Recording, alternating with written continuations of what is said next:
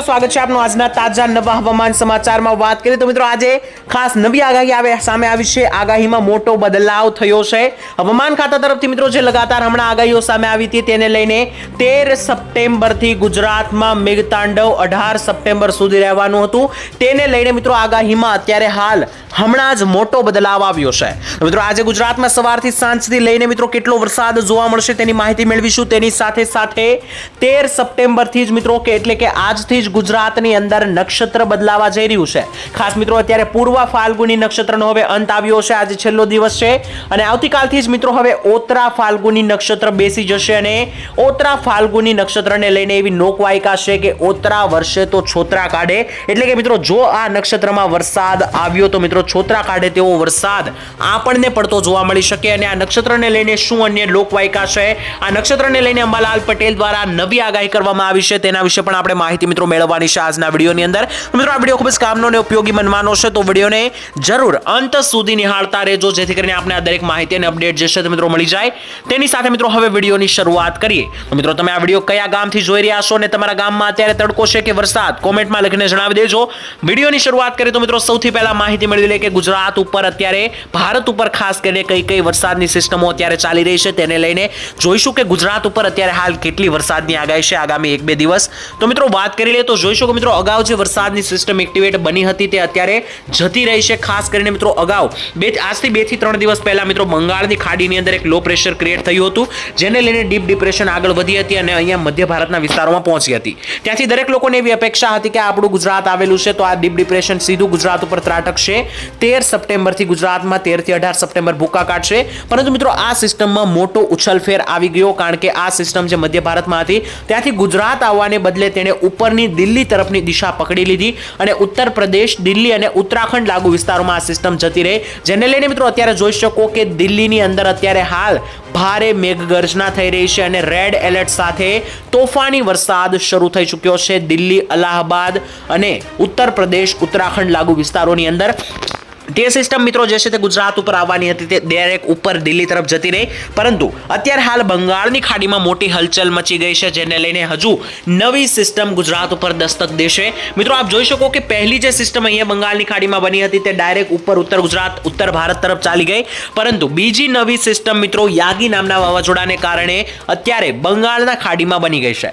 મિત્રો જે યાગી નામનું વાવાઝોડું પેસિફિક મહાસાગરમાં ચીન બાજુ બન્યું હતું તેની અસરને લઈને અને તેના કરંટને લઈને લગાતાર બંગાળની ખાડીમાં સિસ્ટમો બની રહી છે અને અત્યારે મિત્રો બીજી સિસ્ટમ એક્ટિવેટ બની ગઈ છે અને આ સિસ્ટમ તો મિત્રો જે છે તે ઉપરા ઉપર મિત્રો ગુજરાત ઉપર ત્રાટકતી જોવા મળી છે। આપ મિત્રો જોઈ શકો તેની દિશા એકદમ સીધી આગળ વધી રહી છે।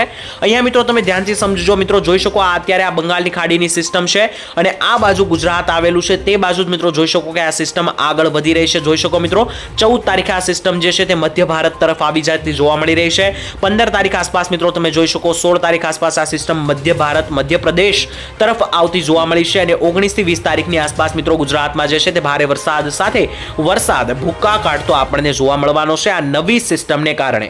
તો આ નવી સિસ્ટમ મિત્રો આગામી સમયમાં કઈ રીતની ત્રાટકે છે અને ગુજરાત ઉપર કેટલું જોર બનાવે છે તે હવે આગામી સમયમાં જોવા મળશે કારણ કે અત્યારે તો મિત્રો તેની દિશા એકદમ ગુજરાત તરફની છે અને ગુજરાતમાં મિત્રો તે 14-15 તારીખથી ભારે વરસાદ શરૂ કરી શકે છે જેને લઈને ડિટેલમાં આપણે આવનારા વિડીયોની અંદર માહિતી મેળવવાની છે।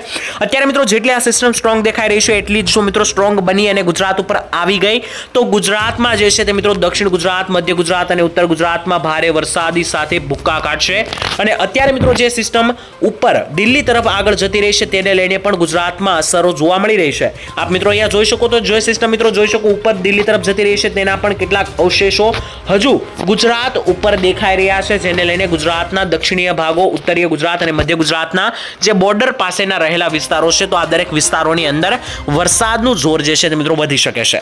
વરસાદની માહિતી મિત્રો આપણે અહીંયા મેળવી લીધી ત્યારબાદ હવે સિસ્ટમો વિશે વાત કરી લીધા બાદ હવે આપણે નક્ષત્ર વિશે વાત કરીએ કારણ કે જે નવું નક્ષત્ર આવી રહ્યું છે તેને લઈને અંબાલાલ પટેલ અને અન્ય નિષ્ણાંતો દ્વારા કેટલીક નવી આગાહીઓ કરવામાં આવી છે।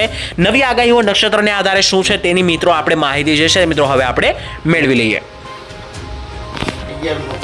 નક્ષત્ર વિશે મિત્રો વાત કરી લઈએ તો નક્ષત્રને લઈને જે સમાચાર આવ્યા છે આવો વાત કરી લઈએ.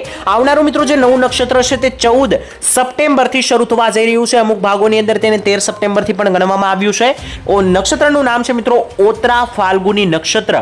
અને જો મિત્રો ઓત્રા વર્ષ છે તો છોતરા કાઢશે તે વાત 100% સાચી છે, કારણ કે ઓત્રા નક્ષત્રની લોકવાયકા શું છે તે આવો જાણી લઈએ. ઓત્રા નક્ષત્રને લઈને મિત્રો શું લોકવાયકા છે તેને લઈને માહિતી આપણે મેળવી લઈએ. તો જોઈ શકો મિત્રો, ખાસ આ વર્ષે ઉત્તરા નક્ષત્ર 2024 ના સમય દરમિયાન ગુજરાત રાજ્યમાં ભારેથી અતિ ભારે વરસાદ લઈને આવશે તેવી સંભાવના છે. તેની સાથે સાથે મિત્રો ઉત્તરા નક્ષત્રના સમયગાળા દરમિયાન રાજ્યમાં મંડાણી વરસાદની સંભાવના જોવા મળતી હોય છે. અને આ ઉત્તરા નક્ષત્રનું વાહન જે છે તે મિત્રો હાથી ગણવામાં આવે છે. અને હાથી ખૂબ જ શક્તિશાળી વાહન છે તેવું જ મિત્રો આ શક્તિશાળી નક્ષત્ર છે. જેમ મિત્રો હાથીની શક્તિ વધારે હોય છે તેમજ જો આ નક્ષત્રમાં વરસાદ આવે છે તો શક્તિશાળી મોટા છાંટા સાથે ભૂકા કાઢતો જોવા મળશે.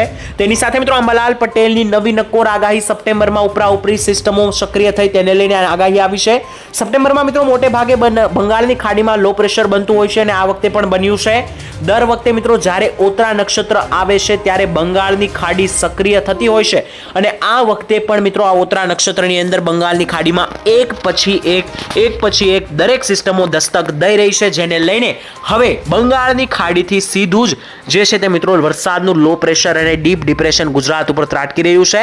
અને ઉત્તરા નક્ષત્રની એક લોકવાયકા છે. સપ્ટેમ્બર મહિનાના મધ્યમાં ઉત્તરા નક્ષત્રની શરૂઆત થાય છે, જે મિત્રો ભાદરવા મહિનાની અંદર આવે છે. અને ભાદરવા મહિનાની અંદર મિત્રો ઉત્તરા નક્ષત્રની અંદર ભારે વરસાદીય હવામાનની તરફથી મિત્રો જોવા મળે છે. ઉત્તરા નક્ષત્રને લઈને મિત્રો એક કહેવત ખૂબ જ પ્રચલિત છે, જો તમે સાંભળી હશે, જો વર્ષે ઉત્તરા તો ધાન ન ખાય કૂતરા. એટલે કે મિત્રો જો ઉત્તરા નક્ષત્રમાં ફૂલ વરસાદ આવે છે તો ધાન ન ખાય કૂતરા, એવી પણ મિત્રો એક કહેવત છે જે તમે સાંભળી જશે. ઉત્તરા નક્ષત્રના સમયગાળા દરમિયાન મિત્રો ગુજરાત રાજ્યના ઘણા બધા વિસ્તારોમાં ગાજવીજ અને પવન સાથે વરસાદ જોવા મળતા હોય છે. તો મિત્રો આ લોકવાયકા પ્રમાણે ગુજરાતમાં વરસાદ આવશે કે નહીં તે આગામી વરસાદની સિસ્ટમો ઉપર આધાર રાખશે, જેના વિશે મિત્રો આપણે ડિટેલની અંદર ચર્ચાઓ જે છે તે કરવાની છે. તે પહેલા મિત્રો આપણે અત્યારે હવામાન ખાતા તરફથી જે નકશાઓ સામે આવ્યા છે, ઓફિશિયલ વેબસાઇટ IMD દ્વારા નકશાઓ બહાર પાડવામાં આવે છે.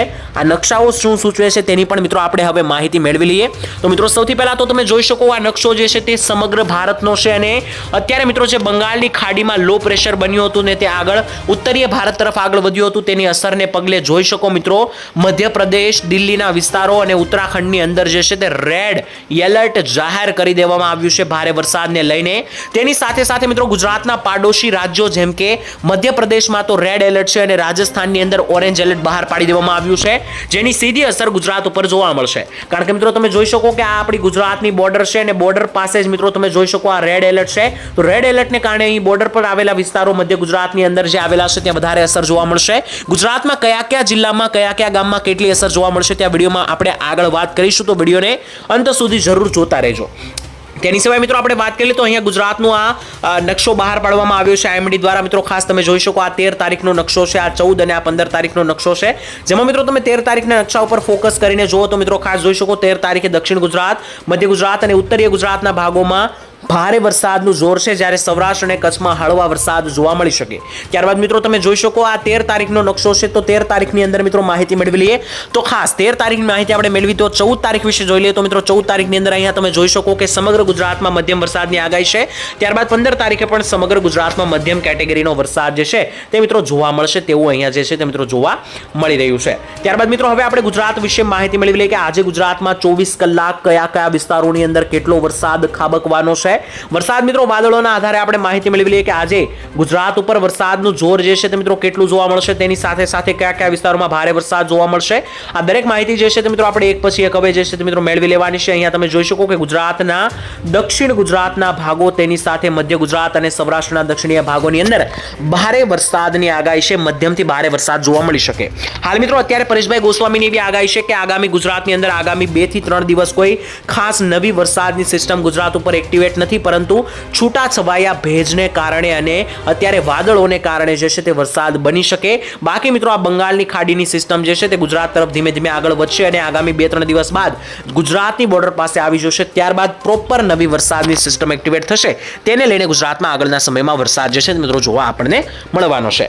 અત્યારે મિત્રો હાલ આજની વાત કરી લઈએ કે આજે સવારથી સાંજ સુધીમાં ગુજરાતમાં કેવો વરસાદની આગાહી છે. તો ખાસ આજે ઉત્તર ગુજરાત અને મધ્ય ગુજરાતના બોર્ડર પાસેના રહેલા વિસ્તારો છે, રાજસ્થાન અને મધ્યપ્રદેશની બોર્ડર બોર્ડર પાસે, ત્યાં મિત્રો ભારે વરસાદની આગાહી છે. ઉત્તરીય ગુજરાતમાં માહિતી મેળવી લે તો ઉત્તરીય ગુજરાતની અંદર જોઈ શકો મિત્રો ઉદયપુર, આબુ અંબાજી, પાલનપુર, ખેડબ્રહ્મા, ડુંગરપુર, સાલંબર લાગુ વિસ્તારો, હિંમતનગર, લુણાવાડા, મહેસાણા, કપડવંજ અને વડનગર, સિદ્ધપુર લાગુ જેટલા પણ મિત્રો બોર્ડર પાસે રહેલા વિસ્તારો છે રાજસ્થાન અને મધ્યપ્રદેશની, તો આ દરેક વિસ્તારોની અંદર મિત્રો ભારે વરસાદ બનશે. કારણ કે રાજસ્થાનની અંદર આજે ઓરેન્જ એલર્ટ છે અને મધ્યપ્રદેશમાં આજે રેડ એલર્ટ છે. તો આ રેડ એલર્ટ અને ઓરેન્જ એલર્ટને કારણે તેની અસર ગુજરાત ઉપર પણ જોવા મળવાની છે. મધ્ય ગુજરાતની વાત કરીએ તો મધ્ય ગુજરાતની પણ બોર્ડર પાસે રહેલા વિસ્તારો જેમ કે ગોધરા, દાહોદ, લુણાવાડા, મહીસાગર, પંચમહાલ, અરવલ્લી, છોટાઉદેપુર અને ખેડા, આ દરેક બોર્ડરીય વિસ્તારોની અંદર મિત્રો જે છે તે ભારેથી અતિભારે વરસાદની ગતિવિધિ જોવા મળી રહી છે. અને બાકીના જે મધ્ય ગુજરાતના પ્રોપર ભાગો છે જેમ કે અમદાવાદ, કપડવંજ, બાલાસિનોર, ધોળકા, નડિયાદ અને વિરમગામ, આ વિસ્તારોમાં હળવા ઝાપટા જોવા મળી શકે. દક્ષિણ ગુજરાતની માહિતી મેળવી લઈએ તો જોઈ શકો દક્ષિણ ગુજરાતમાં મહારાષ્ટ્ર બોર્ડર પાસે રહેલા વિસ્તારોની અંદર ભારે વરસાદની સિસ્ટમ એક્ટિવેટ બની છે. કારણ કે મહારાષ્ટ્રમાં અત્યારે વરસાદનો ટ્રફ પસાર બન્યો છે. તો આ ટ્રફ મિત્રો સીધો ભારતની અંદર ગુજરાત ઉપર પણ મિત્રો પસાર થઈ રહ્યો છે, જેમાં વલસાડનો સમાવેશ થાય છે, વાપી, દાદરા નગર હવેલી અને આહવા ડાંગની અંદર ભારે વરસાદ દક્ષિણીય ગુજરાતમાં જોવા મળશે. તેની સાથે સાથે સુરત, ભરૂચ, વડોદરા, આણંદ, બોરસદ અને છોટાઉદેપુર લાગુ વિસ્તારોમાં પણ ઝાપટાઓની ગતિવિધિ જે છે તે મિત્રો જોવા મળી રહી છે. તેની સાથે મિત્રો સૌરાષ્ટ્રમાં પણ જોઈએ તો સૌરાષ્ટ્રની અંદર છૂટાછવાયા ભાગમાં ઝાપટાઓ શરૂ રહેશે, કારણ કે ત્યાં ભેજનું પ્રમાણ લગાતાર વધી રહ્યું છે. કચ્છની અંદર પણ મિત્રો ભેજનું પ્રમાણ અત્યારે હાલ નથી, તેને લઈને કચ્છમાં ખાસ કોઈ ભારે વરસાદની આગાહી નથી. અને મિત્રો ખાસ અત્યારે તમને જણાવી દઈએ કે અત્યારે બંગાળની ખાડીની જે સિસ્ટમ અત્યારે બની છે તે મિત્રો અત્યારે લગાતાર તીવ્ર બનતી જોવા મળી છે. યાગી વાવાઝોડાને કારણે દબાણ ઉત્પન્ન થયું છે, તે મિત્રો આ ગુજરાત દિશા તરફ પકડીને આગળ વધ્યું છે. તેના વિશે ડિટેલમાં જો નવા સમાચાર આવશે તો આવનારા વિડીયોની અંદર તમને જણાવી દઈશું. તેની સાથે મિત્રો નવા નક્ષત્રને આધારે શું શું મિત્રો આગાહી કરવામાં આવશે તેના વિશે પણ આવતીકાલના વિડીયોની અંદર આપણે માહિતી મેળવવાની છે. તો આ વિડીયો પસંદ આવે તો વિડીયોને એક લાઈક કરી દેજો, કોમેન્ટમાં તમારા ગામનું નામ લખીને જણાવી દેજો. આવતીકાલે મળીશું તો નવા સમાચારની અંદર નવી માહિતી મેળવીશું. ત્યાં સુધી આજ માટે રજા આપશો. ધન્યવાદ. જય માતાજી.